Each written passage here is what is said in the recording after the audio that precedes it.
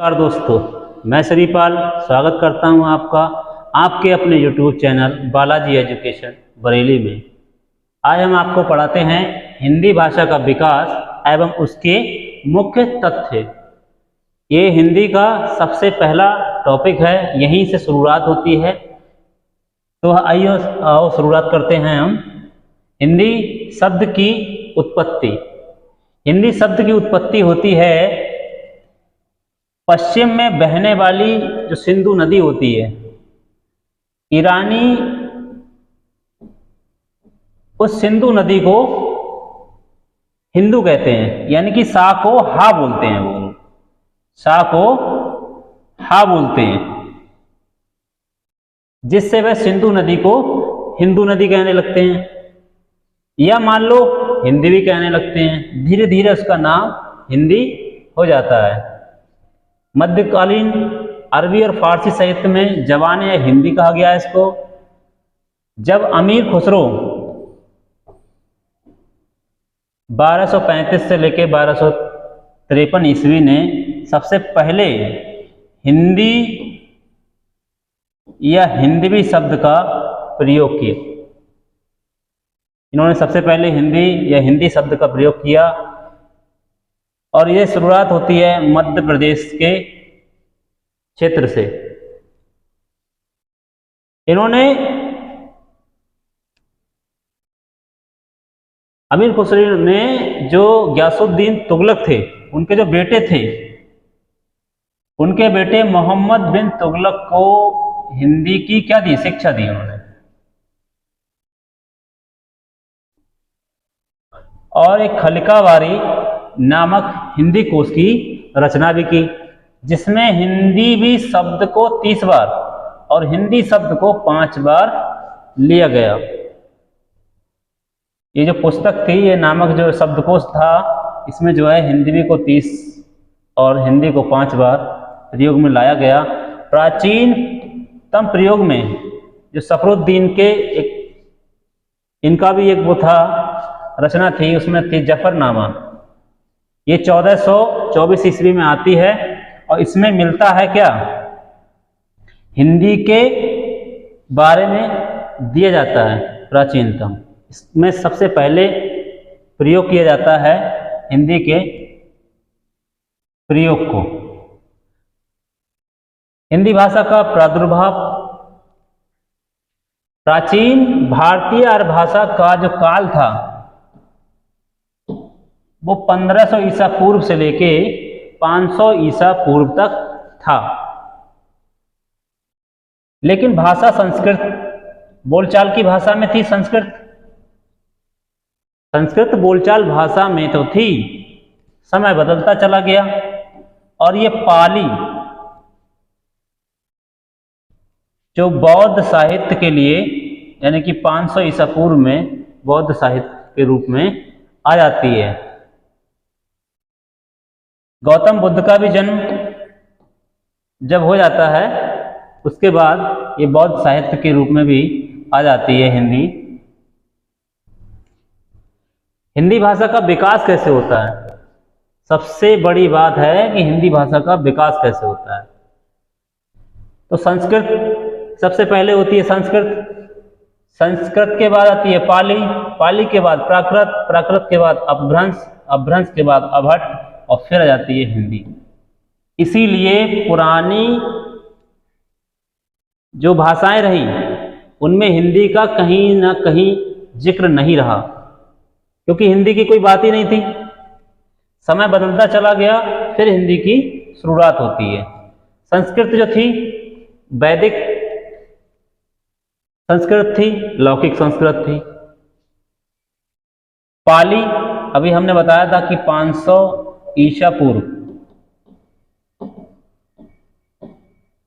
प्राकृत आती है और प्राकृत के बाद ये क्षेत्रीय बोली आती है। क्षेत्रीय बोली ये होती है क्षेत्रीय बोली। क्षेत्रीय बोली होती हैं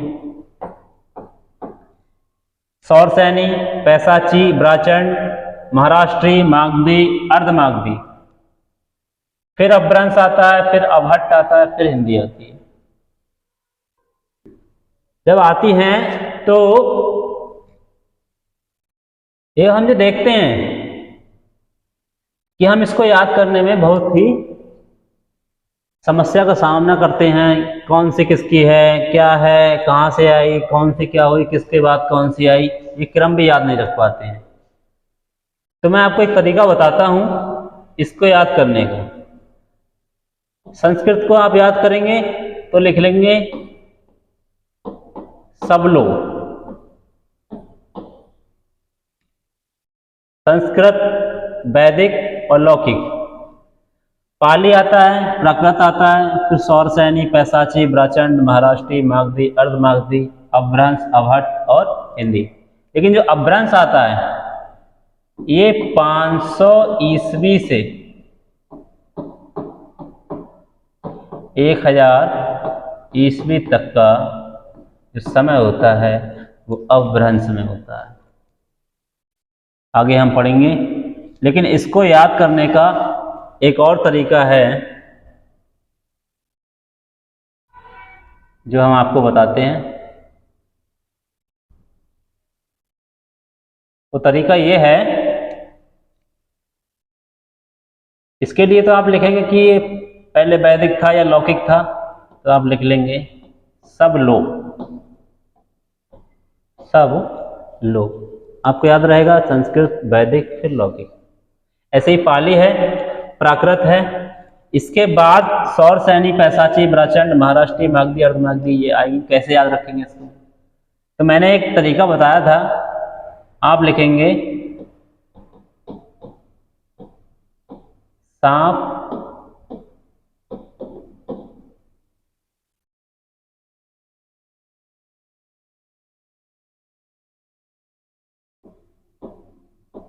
पालो पर, सिर पर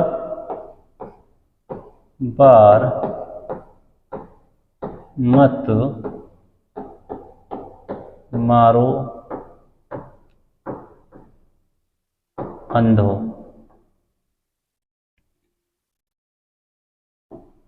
आप अब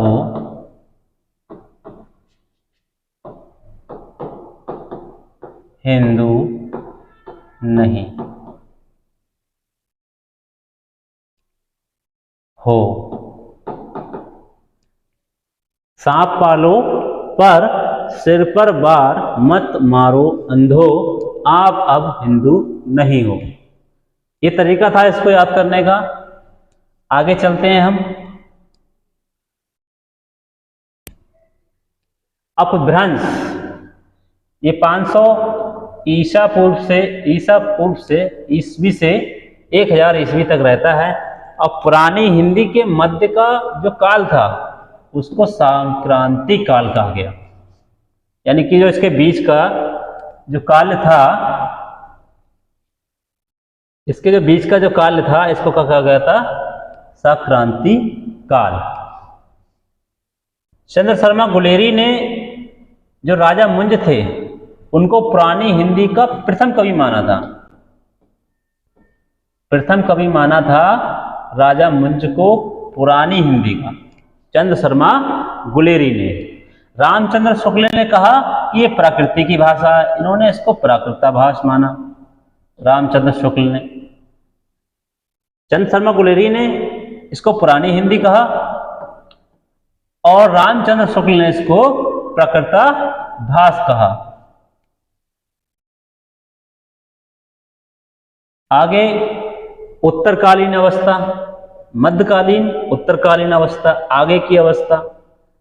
जब आगे की अवस्था की हम बात करेंगे तो अपभ्रंश, अवहट्ट की बात आएगी। उत्तरकालीन अवस्था में अवहट्ट के नाम से यह जानी जाती है। विद्यापति जो थे उन्होंने कीर्ति लता और कीर्ति पताका की रचना की, और दोहा जो मूलतः थे उनको अपभ्रंश का छंद कहा जाता था। समय बदल जाता है और धीरे धीरे और परिवर्तन होने लगते हैं, और अवहट्ट के बाद आ जाती है हमारी हिंदी। अब हट के बाद हमारी आ जाती है हिंदी। अपभ्रंश से आधुनिक भारतीय आर्य भाषा का विकास, इसको सीखना बहुत जरूरी है। कौन कौन से क्षेत्रों में बोली जाती हैं, ये सारी क्षेत्रीय बोलियां हैं। अपभ्रंश के भेद, आधुनिक भारतीय आर्य भाषा। हम बात करते हैं सौर सैनी अपभ्रंश की। ये पश्चिमी क्षेत्रों में बोली जाती है। इसको पश्चिमी हिंदी, राजस्थानी, गुजराती और पहाड़ी क्षेत्रों में बोला जाता है। सौर सैनी पश्चिमी क्षेत्रों में बोली जाती है। पैसाची जो अपभ्रंश है, ये लहदा और पंजाबी, और जो ब्राचंड अपभ्रंश है ये सिंधी, महाराष्ट्री है, मराठी। मागधी अपभ्रंश ये बिहारी, बंगला, उड़िया, असमिया, इन क्षेत्रों में बोली जाती है। अर्धमागधी अपभ्रंश ये पूर्वी हिंदी है। ये अवधी, बघेली और छत्तीसगढ़ी, इसमें ये पूर्वी भाषा है, पूरब की साइड में बोले जाने वाली भाषाएं हैं। जैसे हम आपको बताते हैं, इसको याद करने का एक तरीका है।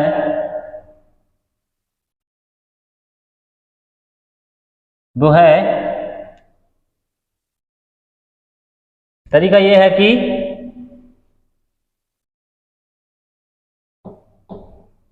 ये हो गया शेर,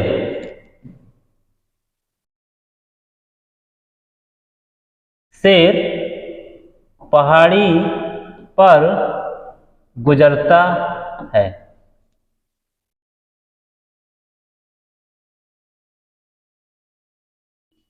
इसको मान लेते हैं राजा, इसको मान लेते हैं गुजरता,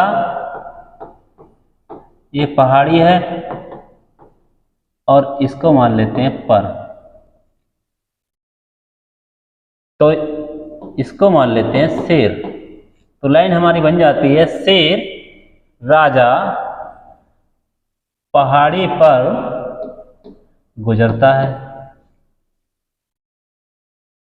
इस लाइन को याद कर लेंगे हम। पैसाची की बात करते हैं हम, इसको कह देंगे हम पैसा, इसको कह देंगे ला, इसको कह देंगे पंजाबी। पैसा लो पंजाबी। हम बात करते हैं ब्राचंड की।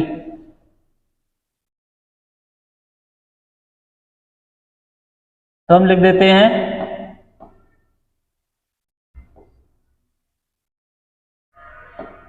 ब्रांड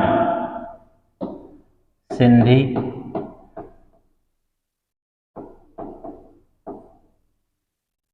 इसको लिखते हैं हम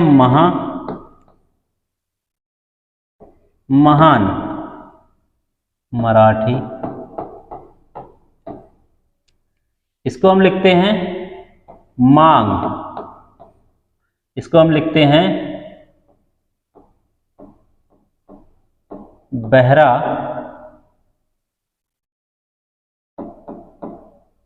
बंगला उड़े आसमां।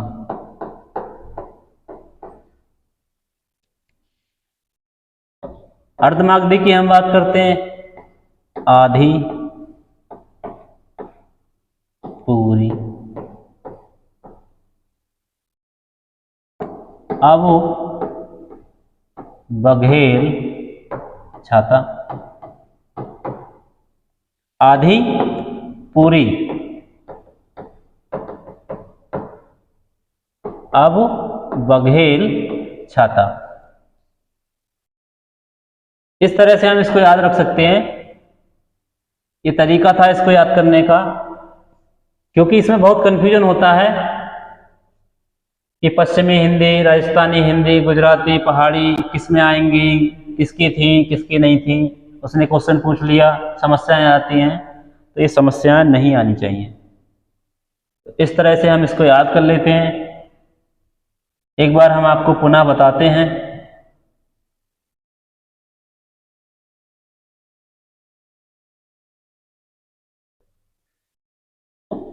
हम बात करते थे ईरानियों की। जो ईरानी थे वो पश्चिम की ओर बहने वाली जो सिंधु नदी थी, उस सिंधु नदी को वह सिंधु नहीं कह पाते थे। जैसे मान लो अभी हमने आपको बताया था कि पश्चिमी कौन सी है कि पूर्वी कौन सी है, तो जिस तरह से हम अभी यहाँ पर आए थे वहाँ हम आपको बताते हैं। ये है, जैसे हमारे पास एक मैप होता है, तो ये होता है उत्तर, ये होता है दक्षिण, ये होता है पूर्व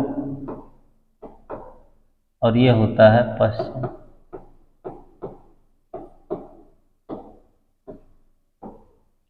तो आप इससे भी समझ सकते हैं कि सौर सैनिक कहाँ पड़ रहा है, पश्चिमी साइड, और अर्धमागधी कहाँ पड़ रहा है, पूर्वी साइड। ये कहाँ पड़ रहा है, पश्चिमी साइड। तो इसलिए इसको पश्चिमी हिंदी और इसको पूर्वी हिंदी याद कर सकते हैं।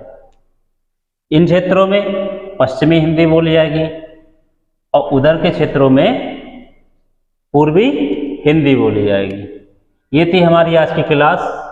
कैसी लगी आपको? अगर अच्छी लगी हो तो लाइक, कमेंट, शेयर और हमारे चैनल को सब्सक्राइब जरूर करें। धन्यवाद।